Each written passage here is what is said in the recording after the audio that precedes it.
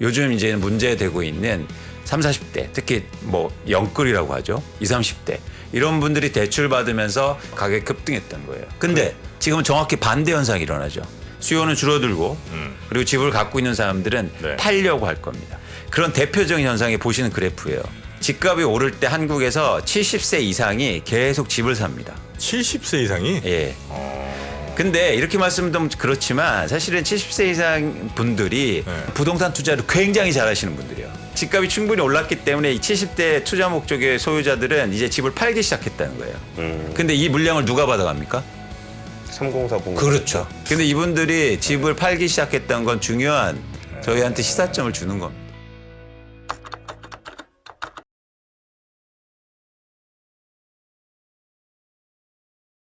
네, 오늘 방송이 어쩌면 또 성지가 될 수 있습니다. 네, 많이들 아시죠? 네, 우리 부동산과 관련된 아주 시장과 혹은 뭐 다른 전문가들과 매우 다른 목소리를 내셨던 걸로 저는 이제 기억을 하는데 예. 오늘은 또 어떤 이야기를 해주실지 어떤 톤의 이야기를 주실지 저는 좀 겁납니다. 매우 기대됩니다. 저는. 예, 그 화랑에서도 약간은 좀 다른 관점을 좀 보여주셨는데 네. 지금 약간 이제 거래가 많이 줄어들고 약간은 좀 꺾이는 그런 분위기이기 때문에 앞으로가 굉장히 불안한 사람들이 꽤 많을 거예요. 네. 근데 그래서 오늘 이강수 의원님의 어떤 말씀을 하실지 자, 바로 바로 진행하시죠. 네, 우리 위원님 예, 안녕하세요. 정말 오랜만입니다. 예, 네. 오랜만입니다. 건강하셨죠? 예. 네. 안 불러주셔서. 저희가요? 예. 그럴 리가. 만약에 그랬다면 부동산 시장이 너무 좋아서 아마 못 불렀을 거예요. 그러니까 민망하실까봐. 그러니까 많은 분들이 너 가만히 있다가 왜 그 부동산 좀 빠지니까 나오냐 그러는데 사실 안 불러주셔서 안 왔어요. 못 왔어요. 그렇습니까? 저희 그건 배려 차원이라고 좀 보시면 되겠습니다. 알겠습니다. 괜히 오셨다가. 근데 부동산은 사실 뭐 늘 그때 나오실 때도 그랬습니다. 굉장히 이제 예민하고 민감하고 많은 네. 분들이 이제 다들 각자의 의견들이 너무나 강하시다 보니까 네. 논란이 때 아닌 논란이 좀 많이 돼갖고 그리고 또 사이클이 굉장히 길어요. 그래서 말씀하신 사이클이 언제를 얘기하는지를 시청자분들이 잘 인지하지 못하는 경우도 좀 있는 것 같아요. 맞습니다. 근데 공 기자님 말씀하신 대로 사실 부동산이 이게 저희가 뭐 1년 사고 팔고 주식처럼 뭐 오늘 사고 팔고 이런 자산은 아니잖아요. 네네. 그렇기 때문에 긴 호흡에서 보셔야 되고요. 또 하나는 뭐냐면 그렇기 때문에 어떤 기간을 사이클로 보는 건 좀 위험합니다. 그러니까 변화를 사이클로 읽어야지 어떤 뭐 몇년 2년, 단위다. 2년이다, 4년이다, 10년 사이클이다 뭐 이거는 사실 되게 위험한 그런 가정일 수 있죠. 네. 예. 자, 그러면 우리 위원님이 지금 현재 상황 한번 좀 진단 좀 해주시죠. 지금은 어떤 쯤에 와 있습니까? 우리 부동산 시장은. 지금은 잘 아시겠지만 그 현상은 딱 두 가지로 요약할 수 있어요. 하나는 뭐냐면 거래가 급감하고 있고요. 네. 예를 들어서 서울의 아파트가 한 달에 1000건이 안 되게 거래가 되고 있어요. 그래서 뭐 500건 근처인데요. 그 얘기는 뭐냐면 이제 서울의 아파트를 사시면 1000명 안에 들어간다는 말입니다. 네. 그다음에 두 번째는 뭐냐면 그러면서 가격이 크게 하락하는 지역이 나타나고 있어요. 실거래 가격으로. 그래서 예. 일부 지역은 코로나 이전으로 돌아가고 있는 상황입니다. 그래서 이 두 가지 현황이 일어나고 있다. 이렇게 보시면 좋으실 것 같습니다. 네. 가격 일부 지역에서는 상당히 의미 있는 수준으로 떨어지고 있고 그리고 거래 자체가 굉장히 좀 줄어 있다. 네. 이 두 가지가 이제 또 예전에 이제 저한테 주셨던 말씀 중에 하나가 가격 하락으로 가는 가장 중요한 변곡점에선 분명히 거래가 줄 거고 그 와중에서 가격이 좀 하락하는 그러니까 그 시그널이 나올 거다라고 하셨거든요. 네. 혹시 그게 지금입니까? 그렇죠. 왜냐하면 이게 저희가 엄밀하게 보셔야 될 게 지금 네. 이런 말씀을 많이 하세요. 거래량이 그렇게 몇 건 안 되는데 거기서 하락 거래한 게 과연 시장이냐? 이런 말씀을 많이 하시죠. 그래서 거래가 활성화되고 뭐 그런 정책들이 나오면 시장이 다시 또 달린다. 불을 붙일 거다. 네. 이렇게 말씀하시는데 중요한 전제가 필요합니다. 뭐냐면 특히 코로나 기간에 한국의 부동산 가격이 급등할 때 네. 거래가 감소하면서 상승했어요. 그래요? 네. 거래량은 감소했어요? 거래량도 감소했지만 더 중요한 건 뭐냐면 제가 그래프 하나 보여드릴게요. 이 그래프 잠깐 보시면 네. 이게 까만 그래프가 거래 회전율입니다. 거래 회전율은 뭐예요? 거래량. 그러니까 아파트 단지 100채 중에서 네. 몇 채가 거래됐는지. 100채가 100번 거래되면 회전율 1번. 네. 그러니까 100채 중에서 예를 들어 이게 퍼센트지인데 네. 지금 지난해 2021년도에 2.6%잖아요. 네. 100채 중에서 1년 동안 2.6채가 거래됐다는 거예요. 이해하셨죠? 네네. 근데 이건 거래량하고 다른 개념이에요. 시장이 호황일 때는 어떤 현상이 벌어지냐면 그동안 거래 안 됐던 아파트들이 거래되기 시작해요. 예를 들어서 나홀로 아파트 뭐 이런 것들. 예. 그러면서 전체 거래량은 안 줄어요. 안 줄 수 있어요. 사실 줄었는데 많이 줄지 않죠. 그런데 네. 흥미롭게 뭐냐면 그 아파트만 볼 때 거래 회전율을 보시는 것처럼 급감해요. 이해하셨죠? 네네네. 그래서 예를 들어서 여러분들이 그동안 보시는 그런 고점을 달리고 막 몇 억 오르고 몇 프로 올랐다는 건 한두 채가 거래돼서 만들어진 가격이란 말이에요. 약간 왜곡 같은 게 좀 있을 수 있겠군요. 그러면. 아니 왜곡이 아니고 시장의 그 본성이 그렇습니다. 그러니까 올라갈 때는 더 올라갈 거니까 안 내놓는 거죠, 물건을. 그렇죠. 그러면서 쉽게 말해서 올라갈 때도 금 매수인 거예요. 예. 패닉 매수. 예. 근데 반대로 지금은 금 매물이잖아요. 네. 이렇게 변동이 똑같이 일어나는 거예요. 그래서 지금도 시장의 자연스러운 변화다. 절대 그렇게 여러분들이 생각하시면 안 된다. 야, 몇 채가 거래한 데서 그 가격은 믿지 못해. 의미 없어. 오를 때도 그랬단 말이에요. 떨어질 때도 그런단 말이죠. 예. 그래서 지금은 뭐냐면 살 사람이 없는데 팔 사람만 있으니까 네. 사실 금 매물이 시장의 가격을 형성하고 있는 상황이죠. 그래서 여러분들이 제가 좀 안타까운 게 아직도 이제는 막 가격이 계속 오를 거다 분들이 지금 가격 믿지 마라 이런 분들이 되게 많으세요. 그래요? 네. 근데 그 근거가 뭐냐면 한두 채 거래되는데 그 가격을 왜 믿냐. 근데 오를 때도 그랬다. 그럼 오를 때도 그러셨어야죠. 한두 채 거래돼서 오른 건데 그때 가격은 믿고 떨어질 때 가격은 왜 믿지 말라는 거예요. 사실 시장에 특히 한국의 부동산 시장 이렇게 본질적으로 움직인다는 걸 여러분들이 아셨으면 좋겠습니다. 그러니까 지금 거래량 기준으로 좀 설명을 해주셨는데 그러면 한 2020년, 21년 코로나19와 함께 갔던 그 부동산 시장에서 그 상승률이 좀 어떤 이유로 좀 높았었고 지금은 어떤 게 좀 달라졌다라고 좀 보시는 거예요? 그러니까 상승률을 저희가 판단할 때 저희가 현황 분석을 그러니까 공기자님 말씀하신 대로 저희가 현황 분석을 할 때 이 그래프를 한번 같이 보셨으면 좋겠는데요. 네. 여러분들이 보실 때 코로나 기간에 가장 많이 오른 지역은 경기도였어요. 그렇죠. 매년 20% 이상씩 올라요. 집값이요. 그러면 2년 동안 누적적으로 70%가 오른 거예요. 예. 엄청나죠. 아파트 가격이요. 그럼 이제 경기 지방이 왜 올랐을까 원인 파악을 하면 저희가 그 이유를 찾아낼 수 있겠죠. 그래서 제가 요 다음 장 요 그래프 보시면 경기도의 구별로 변동 요인을 찾아봤습니다. 자신이 여기서 막대 그래프가요. 시군별로 봤을 때 그 지역의 아파트의 가격이에요. 예. 쉽게 말해서 과천은 평균 가격이 15억 정도 되는 거고 오산시는 3억 정도 된 거예요.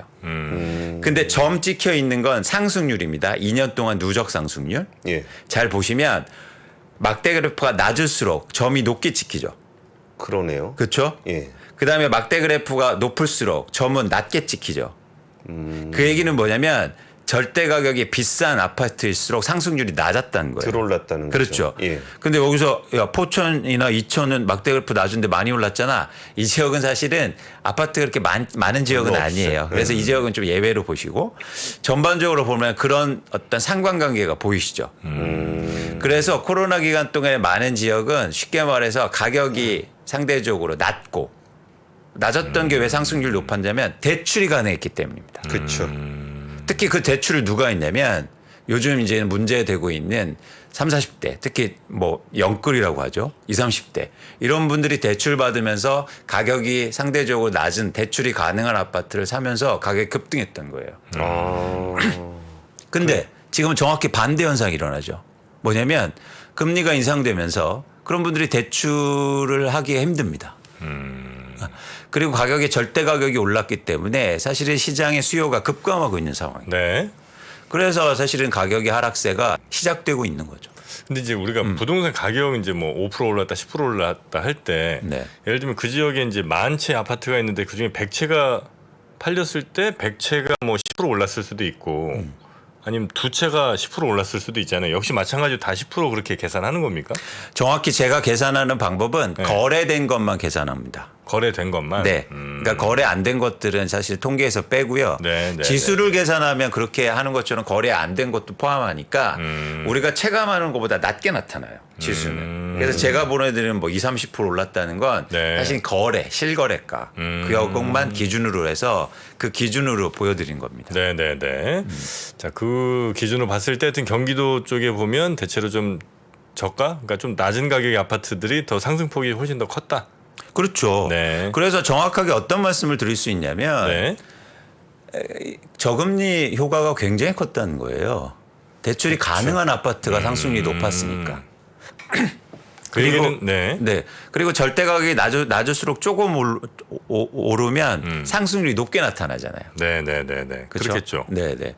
그런 차원에서는 최근에 2년에 그런 변화들이 있었다 볼 수 있습니다. 그러니까 가격 상승을 주도했던 거는 이제 3040의 어떤 좀 저가 아파트, 그러니까 15억 넘으면 대출을 못 받으니까 그쪽이 좀 주도를 했었다는 거고, 그게 실제로 거기도 젊은 층들이 대출을 많이 받았던 것도 맞는 거예요? 그렇죠.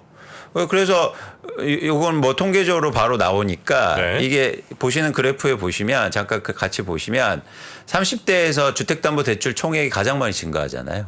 그러니까 과거에는 이러지 않았습니다. 이런 말씀드리면 좀 그렇지만 30대는 조금 내 집 마련하는데 좀 시간을 좀 드리고 아이들이 취학 영역 갈 때까지 이런 사실 연령대였는데 네. 최근에 가장 많이 대출을 했어요. 네. 그리고 여기서 아주 특징적인 현상은 이왕 보여드렸으니까 네. 60세 이상도 대출을 엄청 증가시킵니다. 이건 왜 그래요? 이제 이 점에 대해서는 상세히 말씀드리고 싶은 건데 뭐냐면 그만큼 투자 목적의 수요가 많았다는 거예요. 최근 2년간. 꼭 내가 필요하진 않지만 그래도 사두면 오를 거라는 기대, 이게 60대 분들도 많이 대출을 받게 한 요인이라는 거예요. 그렇죠. 그렇죠.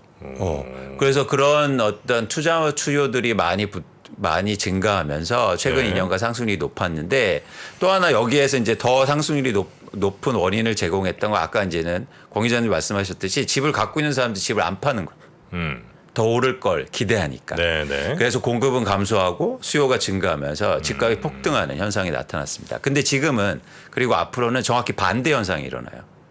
그렇겠죠. 예. 예. 수요는 줄어들고 그리고 집을 갖고 있는 사람들은 네. 팔려고 할 겁니다. 그래요? 예. 떨어지면 팔려고 하죠. 예. 그게 되게 중요한 거예요. 아니 근데 떨어져도 이제 지난 몇 년간의 그 기억들이 있잖아요. 네. 야, 떨어져도 몇 년 지나면 또 갈 건데 이걸 내가 지금 팔아? 이런 생각 하시지 않을까요? 그러니까 대부분의 집을 시장의 유동성을 제공해주는 집을 보유한 분들은 네. 투자 목적으로 사놨기 때문에 네. 그동안 수익률이 굉장히 높아요. 네. 그렇기 때문에 집값 상승의 기대가 크지 않다면 집의 매물이 증가할 수 있고 그런 현상이 이미 나타나고 있습니다. 그런 대표적인 현상이 보시는 그래프예요. 흥미로운 지점인데 네. 집값이 오를 때 한국에서 70세 이상이 계속 집을 삽니다. 70세 이상이? 예. 근데 이렇게 말씀드리면 그렇지만 사실은 70세 이상 분들이 네. 당장 내가 살 집이 없어서 거주 목적의 집을 사는 것보다 투자 예. 목적의 수요가 많았을 것으로 저는 추정합니다. 네네네. 그런데 집값이 우리나라 집값이 최근에 바닥을 찍은 게 한 2013년, 14년 이 정도였는데 네. 예. 그때 정확히 바닥부터 70세 이상이 계속 보시는 것처럼 증가시켜요. 소유하고 있는 물건을. 아. 그런데 2020년도에 어떻습니까? 줄어들죠. 예. 네네. 그러니까 뭐냐면 집값이 충분히 올랐기 때문에 이 70대 투자 목적의 소유자들은 이제 집을 팔기 시작했다는 거예요. 근데 이 물량을 누가 받아갑니까? 3040. 그렇죠. 흥미로운 지점이에요. 근데 이 70대 분들이 사실은 부동산 투자를 굉장히 잘하시는 분들이에요. 하긴 또 인생의 역전이 부동산의 역사하고 동일합니다. 뭐 그러실 수 있죠. 예. 그래서 이거를 통계로 보면 6페이지 요거 같이 그래프 한번 봐보세요. 네. 현재 70세 이상 분들은 네. 이제 과거 역정을 한번 제가 얘기해 드려 볼게요. 보시면 가장 집이 필요할 때는 아이들이 취학으로 갈 때죠. 그쵸. 그때 30대 후반으로 볼 수 있는데 30대 후반에 한국의 부동산 가격이 가장 급등할 때를 겪어왔어요. 그러면서 두 가지가 생겼겠죠. 하나는 뭐냐면 집을 갖고 계신 분들은 엄청나게 부를 이루셨겠고 없으신 분들이 충격이 컸겠죠. 음. 그리고 또 집이 연령별로 보면 가장 필요할 때가 뭐냐면 50대 중후반 때입니다. 이때 집에 대한 고민이 가장 커요. 네. 왜냐하면 퇴직을 앞두고 자산은 가장 많은 상황 속에서. 그런데 보시면 그때 한국의 또 집값이 폭등하는 기간이었어요. 네. 참여정부 시절에. 그래서 집이 가장 필요할 때 사실 이런 경험들을 가져서 부동산에 대해서 인식도 좋고 그리고 부동산 투자를 가장 잘할 수 있는 연령대였던 겁니다. 근데 이 분들이 2020년부터 집을 팔기 시작했어요. 왜 팔았을까요? 향후로 계속 오를 건데 왜 팔았을까요? 결국엔 뭐냐면 집값이 어느 정도 고점이 됐고 사실 내가 충분히 돈을 벌었다고 생각한 거죠. 혹시 자녀들에게 이렇게 증여. 목적으로 이렇게 파는 형식을 취하고 뭐 이런 건 아닐까요? 그럴 수 있습니다. 그런 이런 것들을 저희가 골라낼 수는 없는데 사실은 이런 전체 물량을 이렇게 크게 줄일 만큼의 그 물량은 사실 안 되거든요. 증여 물량이. 네네네. 네. 그러니까 또 하나 뭐냐면 지금 고령자 수가 계속 증가하잖아요. 네. 예. 그래서 자연적으로 그냥 놔둬도 70대 보유한 아파트 수는 증가할 수밖에 없어요. 그렇죠. 사람이 많아지니까. 그렇죠. 예. 그런데 이렇게 줄었다는 건 굉장히 아주 특이한 현상이죠. 그래서 뭐 제가 우스갯소리로 가끔가다 어떤 말씀하냐면 저희가 부동산 투자는 내 집 마련은 70대 분들 잘 쫓아다니면 된다. 아, 지금 70대 분들. 네. 그분들이 너무 잘 아시니까.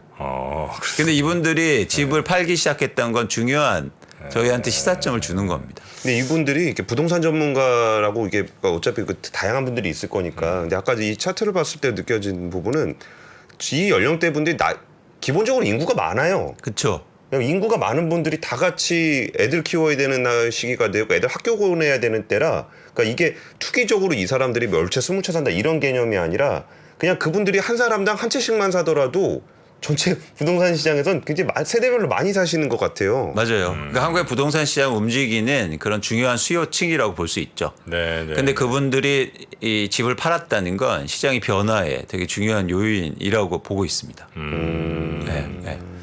자, 그래서 이제 우리가 앞으로 집값이 어떻게 될까를 이제 어쨌든지 예측 혹은 뭐 이걸 추측을 해야 되잖아요. 네. 그럼 뭘 보면서 그 판단을 하면 좋을지.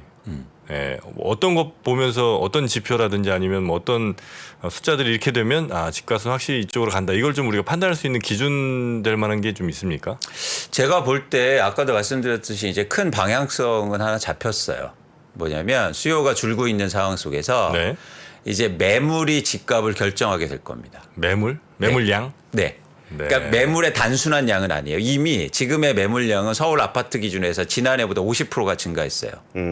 그건 사실 매물의 증가는 아니에요. 어떤 매물이 증가하냐면 가격을 낮춘 매물이어야 돼요. 그렇죠.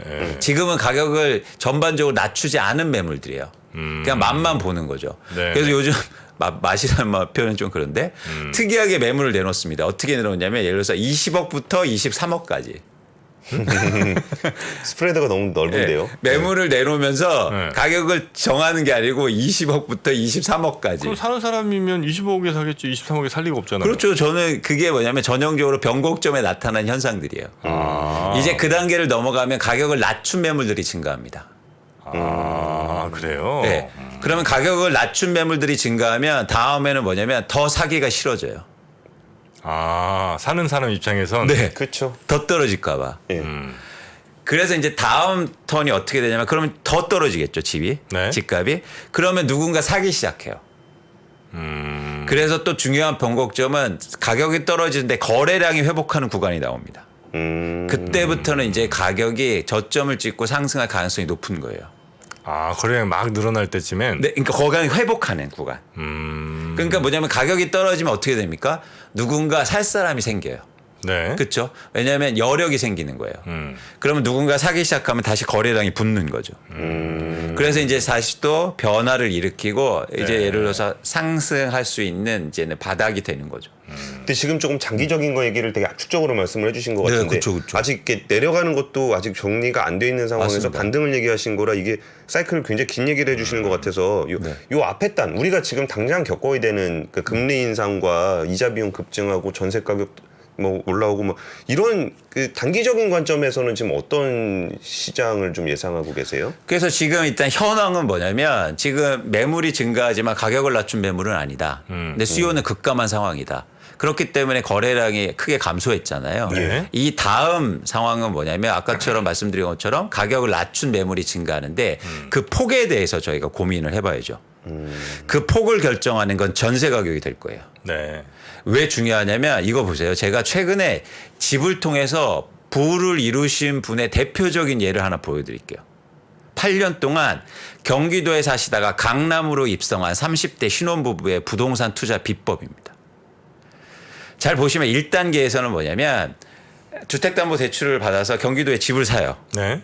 그러다가 2단계, 3단계에선 보시는 것처럼 이제 그 가격이 올라서 집을 팔죠. 근데 우리나라는 1가구 1주택이기 때문에 비과세를 적용받았습니다. 그러면 2년 안에 집을 오르면 시세 차익이 생기잖아요. 그런 순자산을 갖고 또 전세를 끼고 집을 삽니다. 예. 근데 전세를 까면 자기가 집을 살 집이 없어지잖아요. 네. 그래서 본인은 월세에 살기 시작해요. 그러면서 4단계는 어떻게 합니까? 이걸 계속 집을 팔아서 갭 투자를 합니다. 그래서 마지막에는 이분이 8년 만에 한 8년 뭐 이상 만에 경기도에서 강남으로 집을 마련해요. 계속 갭 투자를 통해서 본인은 월세를 살면서. 예. 사실 제가 이 얘기를 왜 드리냐면 최근에 수요 주택 수요들이 이런 갭 투자들이 엄청 많았어요. 이게 롤 모델이었다고요. 아, 이렇게 하는 게 롤 모델. 그리고 이분들은 투기꾼이라고 지정하는 2주택, 3주택자가 아니에요. 그래서 그렇게 잘 잡히지도 않아요. 그렇습니다. 이게 1주택자들이 갖고 있는 물량이에요. 예. 근데 우리나라가 이렇게 물량을 갖고 있는 게 292만 채를 들고 있어요. 뭐가 292만 채라는 거예요? 1주택자가 투자 목적으로 집을 갖고 있는 게요. 자기가 안 사는 안 주택. 살면서. 그게 한 갭 300만, 투자를 해놓은 그게 게. 300만 채 가까이 된다는 거예요? 그렇습니다. 이렇게 이유가 뭐냐면 1주택자들의 비과세 과세 혜택이 크기 때문이에요. 예. 1주택자는 선으로 생각하거든요. 네네. 그래서 1주택자가 이렇게 투자 목적으로 사놓으면 괜찮은 거예요. 세금도 안 내요. 한 푼도 안 냈어요, 그동안. 아, 그래요? 차익이 생겨도. 그런데 문제가 이렇게 생기는 겁니다. 자, 내가 전세를 끼워놓고 사놨는데 이게 롤 모델이 된 거예요. 네. 근데 누군가 지금 5단계까지 못 가고 누군가 2, 3단계, 4단계에 있는 분들이 엄청 많다는 거죠. 예. 그렇죠? 음흠. 근데 만약에 전세 가격이 빠지면 어떻게 됩니까? 이제 깡통주택 되는 그렇죠. 거죠. 예. 그러면서 집을 팔기 싫어도 팔 수밖에 없는 상황이 나와요. 이렇게 되면 집값의 하락폭이 되게 커질 수 있다. 근데 최근에 전세 가격이 빠질 가능성이 굉장히 크고 있어요.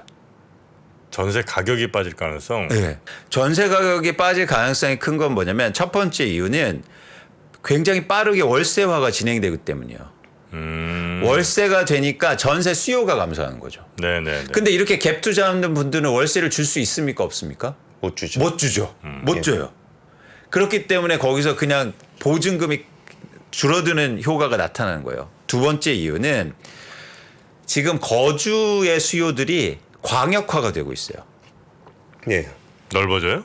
그건 무슨 얘기냐면 요 그래프 한번 보세요. 서울의 아파트 입주 물량이 이렇게 감소합니다. 예. 그렇죠? 서울의 아파트 입주 물량이 감소하니까 전세 가격이 급등할 거라는 전망이 많았어요. 네네네. 그렇죠? 네. 그런데 이렇게 급등하니까 이렇게 감소해서 하는데 문제가 뭐냐면 문제라기보다 어떤 현상이 보세요. 이거는 경기 플러스 인천 아파트 입주 물량입니다. 많이들. 그동안 엄청 많았고요. 예. 사실은 굉장히 많은 수준이에요. 과거 대비해서. 이 얘기는 뭐냐면 서울에서 입주 물량이 줄어도 경기나 인천의 입주 물량이 많아지면서 이전이 나타나고 있다는 거예요. 우리 서울은 집값도 비싸고 조금만 나가면 새 아파트 막 있으니까 조금 멀리 다니더라도 있잖아요. 그렇게 이사 가시는 분들 그 서울 인구는 좀 줄고 경기도 인구가 요새 좀 많이 늘었어요. 네, 그거를 여실히 보여주시는 것 같아요. 그렇습니다. 그러니까 무슨 얘기냐면 과거에는 서울의 입주 물량이 줄면 전세 가격 조금 올려줘서도 살았어요. 네. 근데 이제 전세 가격이 너무 많이 올려달라는 거예요. 그러니까 이제는 사실은 좀 슬픈 일이지만 사실 거주지가 멀리 확장되고 있다는 겁니다. 자, 그럼 이 두 가지 중에 먼저 전세 가격 떨어진다는 게 월세가 이제 늘어나면 뭐 늘어날 수 있을 것 같긴 해요. 전체적으로. 근데 그 월세가 늘어나는 건 대체로 집주인들이 원하는 거지 수요자들이 원하는 경우는 많지 않은 것 같아서 그러면 오히려 남은 전세들은 더 가격이 올라갈 가능성, 왜냐면 희소성이 있으니까 그렇지 않을까 싶은 게 하나가 있고요. 네. 그다음에 서울 지역의 공급량은 좀 적지만 그래도 인근에는 훨씬 경기 지역에 많다. 뭐 그럴 수 있지만 그럴수록 더 서울에 대한 선호와 집중 혹은 뭐 가격 인상은 더 가능성이 높은 거 아니냐라고 생각이 들기도 합니다. 그러니까 첫 번째 질문하신 건 뭐냐면 지금 수요자들도 월세를 원해요. 수요자들이요? 네, 금리가 인상돼서. 전세 대출 금리가. 네, 그러니까 전세를 올려주는 것보다 네. 월세가 지금 더 싸요. 아 그래요? 예. 그러니까 은행에서 대출 받아서 전세를 막 2, 3억 올려주는 것보다 네. 월세가 더 싸단 말이에요. 비교했을 때. 그래서 수요자들도 이제 월세를 네. 불가피한 측면도 있지만 월세 수요가 많아지고 있어요. 그래요? 수요자들도 원해요. 두 번째는 뭐냐면 이거를 저희가 지역적으로 보면 그럼 서울의 물량이 줄어서 가격이 올라갈 거다. 그 차원은 이제 그러니까 아파트 가격과 네. 전세 가격은 다르게 보셔야 됩니다. 아. 이건 뭐냐면 쉽게 말해서 지금 서울의 전세 수요 공급이 네. 그러니까 공급이 줄고 있지만 그만큼 수요도 빠르게 줄고 있다는 거예요. 외곽으로 나가니까. 그런 차원에서는 이런 어떤 지금 경기와 인천의 아파트 입주 물량이 엄청 많다는 거예요. 네, 이걸 네, 저희가 간과했던 거죠.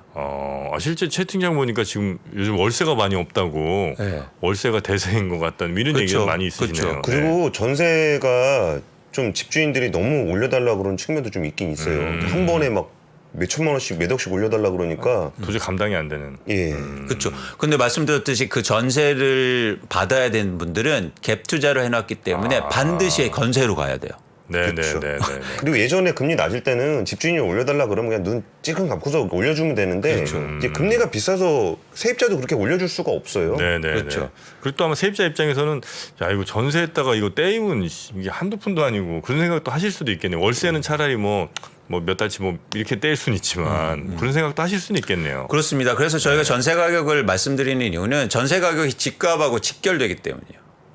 아까 말씀드렸듯이 갭 투자 비중이 높았고 네. 그리고 특히 1주택자분들이 그런 집을 많이 가지고 계신데 전세 가격이 떨어지기 시작하면 가격을 낮춘 매물이 증가할 수 있다. 네, 불가피하게. 네, 네. 그렇게 되면 하락폭이 훨씬 더 커질 수 있습니다. 네. 그러면은 지금 위원님께 말씀하신 얘기들을 종합해 보면 대충 어떤 상황인지 파악은 좀 되는 것 같아요. 네. 그러니까 시간이 거의 다 된 것 같아서 네, 네. 지금 이런 상황에서 우리가 그 투자자가 됐던 아니면 그냥 주택을 실거주자가 됐던 이런 부동산 시장 참여자들에게 좀 어떤 얘기를 좀 해주고 싶으세요?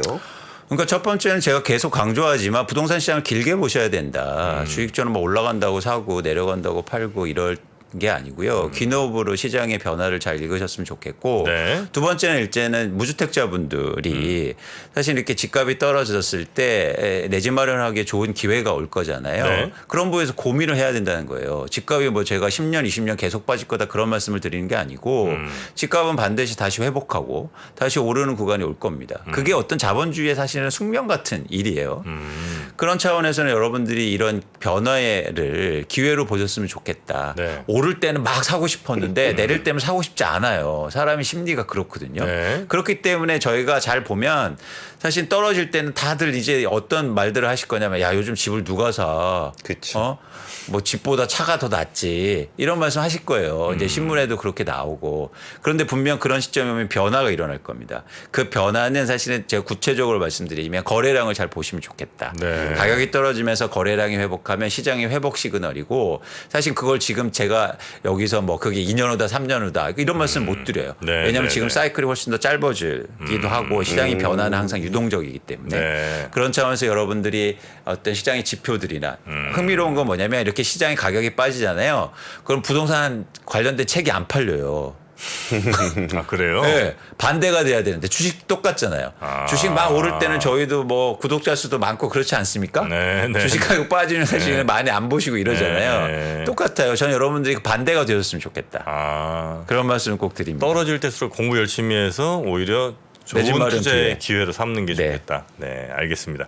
우리 이광수 연구위원님은 아침에 다시 한번 저희가 조만간 다시 한번 시간을 마련해서 좋습니다. 아직 사실 소화 못한 내용들이 좀 많이 있거든요. 못다한 얘기가 엄청 많습니다. 네네네. 네. 그 이야기 다시 한번 듣도록 하겠습니다. 채팅창 보지 마시고요. 네. 조만간 다시 뵙겠습니다. 고맙습니다. 예, 고맙습니다. 감사합니다. 네. 옛날에는 우리는 개인 투자들이 사면 장이 빠지고 개인 투자들이 팔면 장으로 오르고 막 이런 얘기 했잖아요. 그런 얘기하는 사람들은 정말 진짜 이제 물러나야 돼요. 제 경험상 캐시가 최고입니다. 10년 있으면 엄청난 기회가 와요. 평일 600석 전석 매진 2022 하반기 자산시장 대전망이 온라인으로 출시됐습니다. 우리는 펀드 매니저가 아니에요. 그리고 우리는 전문가가 아니에요. 왜 자꾸 우리가 전문가가 되려고 그래요? 아파트 사고 뭐 재산 올라오고 그게 다 내 덕인 줄 알잖아. 근데 중앙은행 덕이라고. 거기서 내셔 줄 때 같이 들어가야 돼. 근데 지금 들이마시는데 그 앞에다 대면 빨리 들어가지. 주식 부동산 투자에서 꼭 알아야 할 핵심 포인트를 압축한 5시간의 강의 2022 하반기 자산시장 대전망. 자세한 사항은 3프로TV 영상 하단의 댓글을 확인해 주세요.